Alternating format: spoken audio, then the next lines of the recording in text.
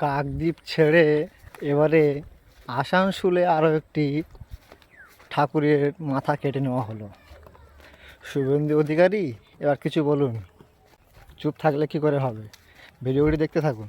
দুর্গামূর্তির প্রতিমা থেকে দুর্গার বুক ভেঙে তুলে নেওয়ার অভিযোগে এক যুবককে বিদ্যুতের খুঁটিতে বেঁধে রাখে মারধর করার অভিযোগে রীতিমতো চাঞ্চল্যকর পরিস্থিতি তৈরি হয়। ঘটনাটি ঘটেছে আসানসোল দক্ষিণ থানার মহিশিলা পালপাড়ায়। বাড়ি কোথায়? বাড়ি আমার বিহার বাড়ি। কি নাম? প্রীতম ঠাকুর। ছেলেটা এখানে কাজে এসেছে, থাকে চিনাকুড়ি বলছে। বিহারে বলছি। হ্যাঁ বিহারে, যাই হোক আমি চিনিও না ছেলেটাকে। তো মুখটা ভেঙে নিয়ে গেছে, দুটো মুখে, দুটো ঠাকুরের ভেঙেছে। শুভেন্দুবাবু পুরো ভিডিওটি দেখলেন, শুনলেন, দেখা যাক এবার কোন জিহাদি ধরা পড়ে।